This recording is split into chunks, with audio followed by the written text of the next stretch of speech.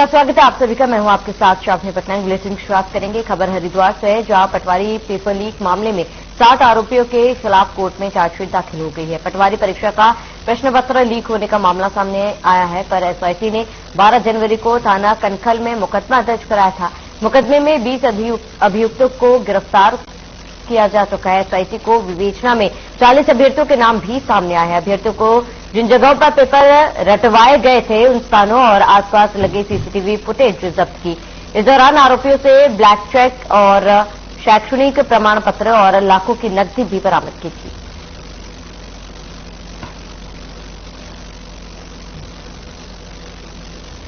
Public service commission में परीक्षा प्रश्न पत्र लीक के प्रकरण में एसआईटी हरिद्वार को माननीय मुख्यमंत्री जी के आदेश पर जांच सौंपी गई थी, जिसमें प्राथमिक रूप से जो है इसमें मुकदमा दर्ज करने के बाद इसमें 7 लोग की गिरफ्तारी हुई थी।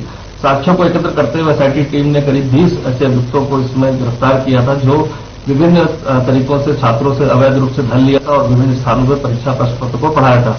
उन 20 के साथ साथ ऐसे 40 परीक्षार्थी भी चिन्हित हुए, जिनके द्वारा अनैतिक रूप से ऐसे प्रश्न पत्रों को पढ़ के परीक्षा को पास किया गया था या परीक्षा में सम्मिलित हुए थे।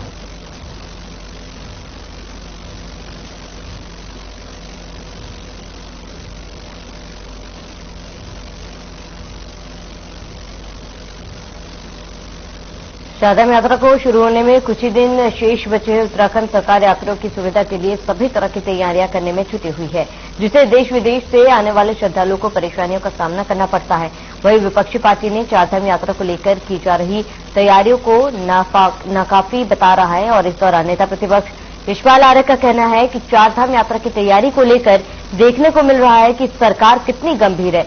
चारधाम यात्रा शुरू होने वाली है, मगर तैयारियां पूरी नहीं हो सकी है। वहीं हरिद्वार में जाम की स्थिति देखने को मिल रही है।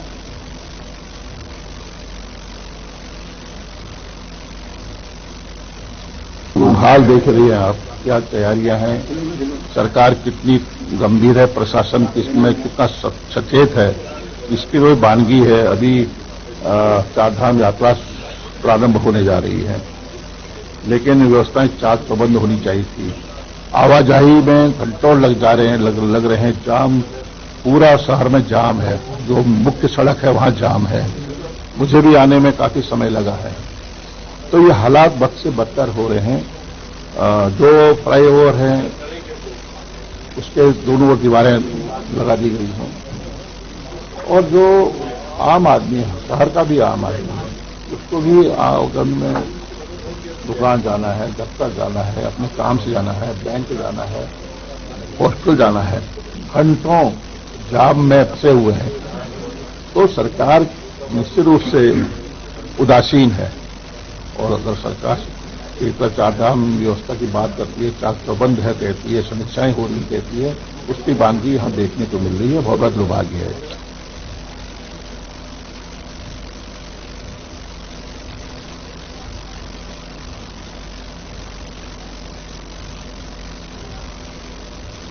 तो भारतीय जनता पार्टी अपने स्थापना दिवस के अवसर पर 14 अप्रैल तक सामाजिक न्याय सप्ताह के रूप में मना रही है, जिसके अंतर्गत तमाम कार्यक्रमों के आयोजन किए गए हैं।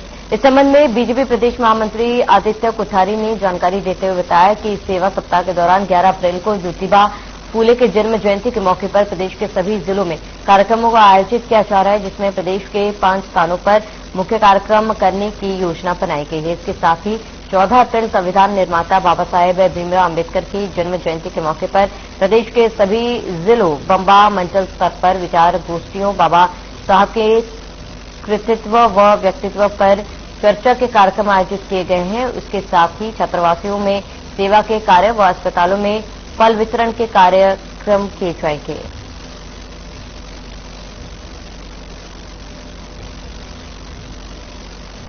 सामाजिक न्याय सप्ताह के अंतर्गत 11 अप्रैल को महात्मा ज्योतिबा फूले जी की जन्म जयंती के कार्यक्रम है और सभी जिला मुख्यालयों पर हम ये कार्यक्रम कर रहे हैं। मुख्यतः 5 स्थानों पर रुद्रपुर, काशीपुर, हरिद्वार, रुड़की और देहरादून में बड़ी गोष्ठियों का आयोजन किया गया है। इसमें हमारी पार्टी के वरिष्ठ सांसद हैं, वो सभी इसमें मुख्य रूप से रहेंगे। उसके बाद 14 अप्रैल को संविधान निर्माता डॉक्टर भीमराव अम्बेडकर जी की जन्म जयंती है। उस दिन भी हम सभी मंडलों पे उनके व्यक्तित्व और कृतित्व पर जो है व्याख्यान का आयोजन हम लोग कर रहे हैं। इसके साथ में ही रक्तदान शिविर है, सफाई के कार्यक्रम हैं, जो छात्रावास है उन छात्रावासों में सेवा के कार्यक्रम हम लोग कर रहे हैं।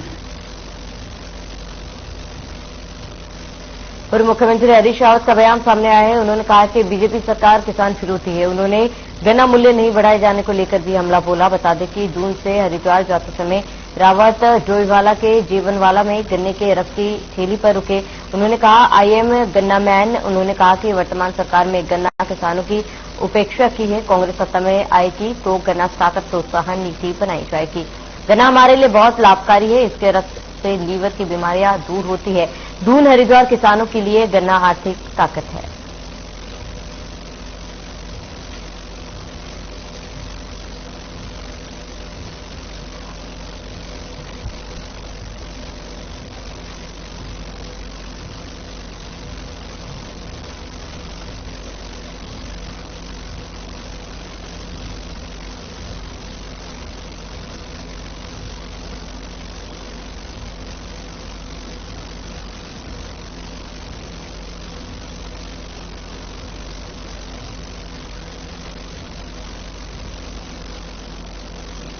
खबर हरिद्वार से, जहां देहरादून हरिद्वार रूट के बीच रोडवेज बस के एक ड्राइवर का ड्राइविंग करने के दौरान लगातार फोन का इस्तेमाल करने का वीडियो वायरल हो रहा है, जिसमें ड्राइवर हाईवे पर और भीड़भाड़ वाले इलाकों में बस चलाते हुए कभी फोन पर बात कर रहा है तो कभी मैसेज पढ़ता हुआ नजर आ रहा है। वीडियो बस में सवार एक यात्री ने बनाई। हरिद्वार रोडवेज के एचओएम प्रतीक जैन का कहना है कि वीडियो के जरिए ड्राइवर की लापरवाही का मामला संज्ञान में आया। उच्च अधिकारियों को इस बारे में जानकारी दी गई। आरोपी ड्राइवर के खिलाफ कार्रवाई भी जल्द से जल्द की जाएगी।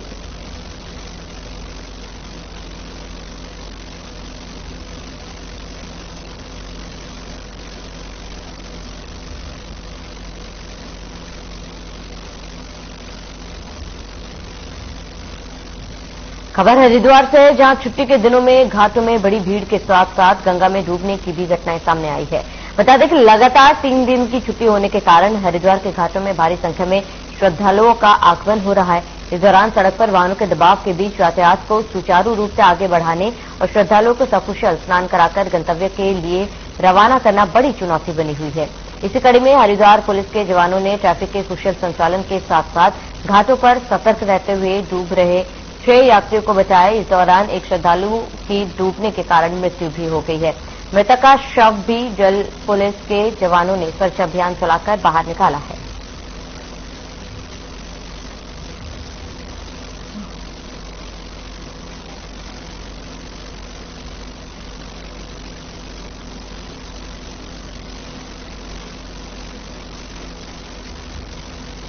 अपने बयानों में चर्चा में रहने वाले वीएचपी नेता साध्वी प्राची एक बार फिर से अपने विवादित बयान से सुर्खियों में है। उनके बयान अक्सर नया विवाद खड़ा कर देते हैं। दरअसल हनुमान जन्म महोत्सव पर बरेली पहुंची साध्वी प्राची ने मुस्लिम समुदाय को लेकर विवादित बयान दे डाला। साध्वी प्राची ने मुस्लिम युवतियों को हिंदू लड़कों से शादी करने को लेकर खुला ऑफर दिया। साध्वी प्राची के इस बयान के बाद कहीं उनका समर्थन किया जा रहा है तो कहीं मौलाना इस बयान का विरोध कर रहे हैं। इस दौरान हरिद्वार स्थित वैदिक निकेतन आश्रम पहुंची साध्वी प्राची ने अपने बयान का सफाई देते हुए कहा है कि हिंदू लड़कों से शादी करके उनको बुर्का नहीं पहनाना होगा। गर्मी इतनी होती है कि ऐसे में भी बैठ पाना मुश्किल होता है। उन्होंने कहा, मुझे दुख होता है कि मुस्लिम युवतियों कैसे काले बुर्के में रहती होंगी, उनकी पीड़ा हम समझ सकते हैं। साध्वी ने कहा है कि हिंदू धर्म में बुर्का जैसी कोई पाबंदी नहीं। साध्वी ने कहा है कि मुस्लिम धर्म में वो बेटियों को मस्जिद में जाने को इजाजत नहीं होती और अगर मुस्लिम बहनें हिंदू धर्म में शादी करती तो उनका सज धज कर मंदिरों में जाने की पूरी आजादी होगी और काले लिबास और हलाला जैसी परंपराओं से बच जाएंगी। साध्वी प्राची ने कहा कि जिस मुस्लिम लड़की की शादी हिंदू धर्म में होगी वो अपने आप को भाग्यशाली समझेगी। उन्होंने ये भी कहा है कि कोई मुस्लिम लड़कियों की शादी वह लेकर आ चुकी है और कोई मुस्लिम लड़कियां उनको अपना दुखड़ा भी सुनाती है।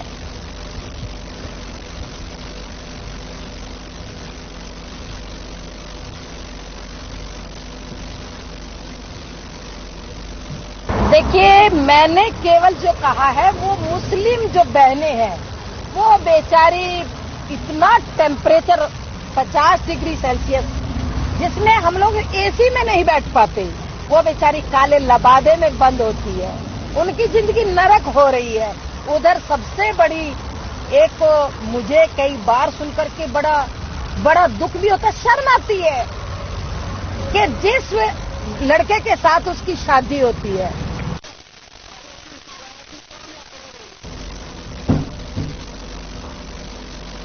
पुलिस महानिदेशक अशोक कुमार ने देहरादून के त्यूनी थाना क्षेत्र के अंतर्गत एक आवासीय मकान में आग लगने की घटना को अत्यंत दुखद बताया। महानिदेशक अशोक कुमार ने इस घटना की जांच पुलिस महानिरीक्षक फायर निवेदिता कुकरेती को सौंपी है। घटना की जांच प्राथमिकता के आधार पर 3 दिन के भीतर संपादित कर रिपोर्ट पुलिस महानिदेशक को देने का आदेश दिए गए हैं।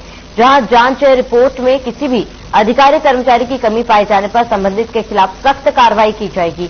उन्होंने मौके पर ही नायब तहसीलदार को लापरवाही के चलते सस्पेंड कर दिया। साथ ही वरिष्ठ पुलिस अधीक्षक दिलीप सिंह कुंवर ने अग्निशमन के अधिकारियों और कर्मचारियों के खिलाफ भी कार्रवाई करने के आदेश जारी किए हैं। सायंकाल को त्यूनी में जो आगजनी की घटना हुई थी, उसमें लापरवाही के आरोप में जो त्यूनी में जो फायर यूनिट प्रभारी सहित 4 कर्मचारियों को निलंबित कर दिया गया है। इसकी जांच जो है डीआईजी रैंक के अधिकारी करेंगे और वो रिपोर्ट देकर के जो भी फर्दर इसमें कार्रवाई की जानी है वो की जाएगी। माननीय मुख्यमंत्री जी के स्तर से भी प्रत्येक डिस्ट्रिक्ट के परिवार को 2-2 लाख का मुआवजा देने की घोषणा की गई है और डीएम देहरादून के स्तर से भी अपने राजस्व कर्मियों के खिलाफ अनुशासनात्मक कार्रवाई की गई है। अभी स्थिति सामान्य है, जो जाम लगा था जाम खुल गया है और जो इसमें जो 4 डिस्ट्रिक्ट थे जो उनका अंदर। तो पिछले दिनों दिल्ली में आतंकी मामले में पकड़े गए जगजीत सिंह उर्फ जग्गा को उत्तराखंड के उधम सिंह नगर में गदरपुर में शरण देने वाले और उसके भगाने में मदद करने वाले साथियों को पकड़ने में पुलिस को बड़ी सफलता हाथ लगी है। पुलिस ने आरोपी के पास से 315 बोर के तमंचे, बाइक और कार को भी बरामद कर लिया है। बताते हैं कि दिल्ली पुलिस की स्पेशल टीम ने पिछले कुछ महीने पूर्व 2 लोगों को आतंकी गतिविधियों में लिप्त होने के मामले में गिरफ्तार कर लिया। उसके बाद दिल्ली पुलिस लगातार आरोपी जग्गा और उसका सहयोगी आरोपी नौशाद से लगातार पूछताछ में जुटी हुई है।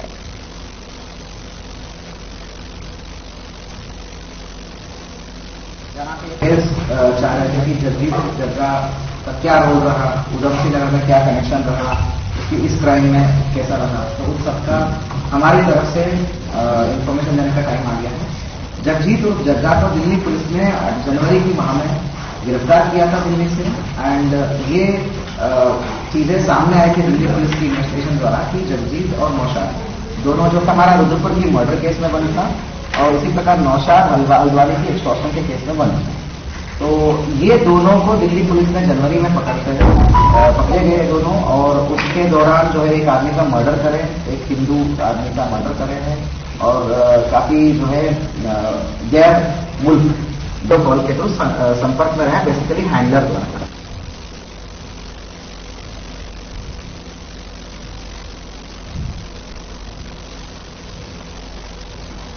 बता दें पुलिस को एक बड़ी सफलता हाथ लगी है और जगजीत सिंह के साथियों को पुलिस ने आखिरकार गिरफ्तार कर लिया। लंबे समय से वे फरार चल रहे थे।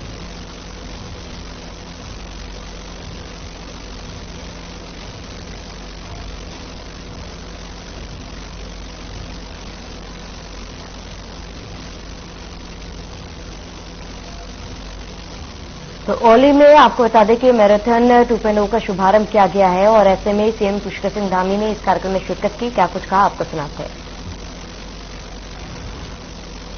जिलाधिकारी, पुलिस अधीक्षक, सभी आए हुए अधीक्षक, सभी अधिकारीगण, सभी कर्मचारीगण, सभी मेरे बड़े बुजुर्ग, सभी उपस्थित माताएं, बहनें, सभी मेरे नौजवान साथियों और देश भर से इस ओली मैराथन में भाग लेने वाले मेरे सभी आए हुए, मैं कहूं कि उत्तराखंड की देवभूमि पर पधारे सभी मैराथन में भाग लेने वाले प्रतिभागीगण, मैं आप सभी का आज देवभूमि उत्तराखंड, भगवान नरसिंह जी की इस भूमि, भगवान बद्री विशाल जी की इस पवित्र भूमि पर आप सबका मैं हृदय की गहराइयों से अभिनंदन करता हूं, स्वागत करता हूं। आज मैं भगवान बद्री विशाल जी को, भगवान नरसिंह जी को शीश झुकाकर प्रणाम करता हूं, नमन करता हूं कि पिछले दिनों जब एक बड़ा संकट जोशीमठ शहर पर आया था, उस समय मैंने भगवान नरसिंह जी के सामने प्रार्थना की थी, उनसे विनय की थी कि भगवान जोशीमठ की रक्षा करिए, और भगवान साक्षात रूप से आए। उसके बाद अभी जगदम्बा प्रसाद जी बता रहे थे, भुवन चंद जी अभी बता रहे थे कि उसके बाद से सारा जो जितना भी यहाँ पर आपदा की स्थिति पैदा हो रही थी, उस पर भगवान ने ब्रेक लगाया, भगवान ने रोका, वहीं पर स्थिर किया, और आज शानदार तरीके से यहाँ पर मैराथन आयोजित हो रही है। उपस्थित में सभी पत्रकार मित्रों का भी सबका आज के इस अवसर पर आप सबका भी धन्यवाद करता हूं, आप सबको भी अभिनंदन करता हूं कि एक दौर वो था जिस समय हम लोग भगवान नरसिंह जी से प्रार्थना कर रहे थे, सारे जोशीमठ के लोग कर रहे थे, और भारतवर्ष के लोग चिंतित हो रहे थे जोशीमठ को लेकर। आज भगवान की कृपा से और हमारे पत्रकार मित्रों ने भी आगे बढ़कर जब इस काम को अपने हाथों में लिया, शुरुआती दिनों में जरूर एक ऐसा माहौल बन गया था कि पूरा का पूरा जोशीमठ ही डूब गया है। पूरे देश भर के लोग पूछते थे, मैं जहां भी जाता था वहां यही प्रश्न होता था कि जोशीमठ का क्या हो रहा है, जोशीमठ का क्या हो रहा है। भाइयों बहनों, किसी तरीके से हमने सबके सामने वस्तु स्थिति को रखा। उत्तराखंड राज्य के अंदर आपदाएं प्रत्येक वर्ष आती हैं, प्रत्येक वर्ष आप देखिए, कभी केदारनाथ की आपदा है, कभी रैणी की आपदा है, कभी हमारे उत्तरकाशी के बर्णावत की आपदा है, कभी हमारे अभी देहरादून और टिहरी के क्षेत्र की आपदा है, पिछले वर्ष नैनीताल और चंपावत अल्मोड़ा की आपदा है, इस वर्ष इससे पहले धारचूला में एलधारा और तमाम दारमा घाटी और ब्यास घाटी की आपदा है। प्रत्येक वर्ष हमको आपदाओं का सामना करना पड़ता है, लेकिन इस वर्ष कुछ इस प्रकार का वातावरण तैयार हो गया जिससे कहीं न कहीं लोगों के मन में देश भर में एक संदेह पैदा होने लगा। मैं स्वयं सामने आया, मैंने लोगों से अनुरोध किया, मैंने कहा भाई जोशीमठ की स्थिति ऐसी नहीं है, उत्तराखंड की स्थिति ऐसी नहीं है, और अभी वहां पर काफी सारे काम सामान्य स्थिति में चल रहे हैं, इसलिए आप ऐसा माहौल मत बनाइए, क्योंकि अभी आने वाले समय में हमको चारधाम यात्रा में भी जाना है। उसका सकारात्मक परिणाम हुआ कि 22 अप्रैल से जो चारधाम यात्रा हमारी प्रारंभ होने वाली है, उसमें बड़ी संख्या में आज जहां यमुनोत्री, गंगोत्री, भगवान केदारनाथ जी के और बद्रीनाथ जी के दर्शन करने वालों की संख्या 11 लाख के रजिस्ट्रेशन अभी तक हो गए हैं। 11 लाख बहुत बड़ी संख्या है, और मैं समझता हूं पिछले साल का जो हमारा रिकॉर्ड था वह 50 लाख के आसपास का था, और इस बार भगवान बद्री विशाल की कृपा से, भगवान नरसिंह देवता की कृपा से, हमारे सभी देवी देवताओं की कृपा से इस बार ये रिकॉर्ड टूटेगा, और ये 50 लाख का आंकड़ा भी हमारा पूरा होगा। हम लोगों ने सारी तैयारियां सरकार के स्तर पर, प्रशासन के स्तर पर लगातार हम तैयारियां कर रहे हैं, और इस बार जैसे ही यात्रा पूरी हुई थी, 2022 की यात्रा पूरी हुई, हमने 23 की यात्रा की तैयारी शुरू कर दी थी, और मैं स्वयं अभी तक 4 मीटिंगें यात्रा के निमित्त ले चुका हूं। हमारा प्रयास है कि इस बार आने वाले लोगों के लिए यात्रा पिछले साल से भी अच्छी हो। जो भी यहां भगवान के दर्शन करने आए, जो भी यात्रा में भाग लेने आए, वो एक अच्छा अनुभव लेकर जाए कि हम उत्तराखंड गए थे, देवभूमि गए थे, हमको अच्छी यात्रा करने का अवसर मिला। भगवान उन सब पर कृपा करें, भगवान उनकी हर प्रकार से मनोकामना पूर्ण करें, उसको लेकर लगातार हमारा काम चल रहा है। भाइयों बहनों, अनेकों क्षेत्रों में आज उत्तराखंड आगे बढ़ रहा है। हमारे देश के यशस्वी प्रधानमंत्री मोदी जी का हमारे राज्य की इस भूमि से, इस देवभूमि से विशेष लगाव है। उन्होंने अनेकों अवसर पर ये कहा है कि ये मेरे लिए कर्म और मर्म की भूमि है, और उन्होंने यह भी कहा बाबा केदार की भूमि से कि 21वीं सदी का तीसरा दशक उत्तराखंड का दशक होगा। भाइयों बहनों, आज हम उस दिशा में आगे बढ़ रहे हैं। उन्होंने 2021 में कहा था कि 21वीं सदी का तीसरा दशक उत्तराखंड का दशक होगा। हम उस दिशा में आगे बढ़ गए। आज पिछले साल की यात्रा हमारी इतनी ऐतिहासिक हो गई, कांवड़ यात्रा ऐतिहासिक हो गई। इस बार कर्तव्य पथ की जो झांकी थी वो कर्तव्य पथ की ऐतिहासिक झांकी, उसमें उत्तराखंड राज्य स्थापना के 22 सालों के बाद किसी झांकी को उत्तराखंड की पहला स्थान प्राप्त हुआ तो हमारे उत्तराखंड की मानसखंड की झांकी को पहला स्थान प्राप्त हुआ, जिसमें उत्तराखंड की लोक संस्कृति, उत्तराखंड के हमारे वन, उत्तराखंड के हमारे पक्षी, उत्तराखंड का हमारा कल्चर, उसमें सारा का सारा जागेश्वर धाम उसमें पूरी तरह से प्रदर्शित किया गया था। इसलिए अब हर क्षेत्र में हम आगे बढ़ रहे हैं। आप देख रहे होंगे अभी भगवान बद्री विशाल का जो मास्टर प्लान पर काम हो रहा है, वो मास्टर प्लान तेजी से आगे बढ़ रहा है और हम लोगों ने लक्ष्य लिया है कि 2023 के दिसंबर माह तक सारा मास्टर प्लान का काम हम पूरा कर देंगे। उसके बगल में माड़ा पास बन रहा है, वाइब्रेंट विलेज की योजना में इसी जनपद के नीति, माड़ा, मलारी इनको लिया गया है, साथ में गुज्जी को भी लिया गया है। ऐसे सीमांत क्षेत्रों को, जिन क्षेत्रों को पहले कहते थे ये भारत के अंतिम क्षेत्र हैं, और प्रधानमंत्री जी ने इस बार अपनी माड़ा यात्रा के दौरान कहा कि अब ये भारत के अंतिम क्षेत्र नहीं है, ये भारत के पहले क्षेत्र हैं, यानी कि भारत के पहले क्षेत्र के रूप में इनको जाना जाएगा। आज हमारे स्थानीय उत्पाद करने वाले लोग, स्थानीय लघु मध्यम स्वयं सहायता समूह के लोग अनेकों प्रकार के काम कर रहे हैं। और प्रधानमंत्री जी ने अपनी माड़ा यात्रा के दौरान यह भी कहा कि पूरे देशवासियों से उन्होंने एक अनुरोध किया है कि आप जो भी तीर्थ यात्री आए, पर्यटक आए, श्रद्धालु आए, वह जहां भी जाएं, वहां के जो स्थानीय उत्पाद है, अपनी यात्रा का कुल यात्रा का खर्च होने वाली धनराशि का 5% की धनराशि स्थानीय उत्पाद खरीदने में लगाएं। चलिए इसके साथ ही इस बुलेटिन में फिलहाल मैं सब देश और प्रदेश की तमाम बड़ी खबरों के लिए बने रहे हमारे साथ।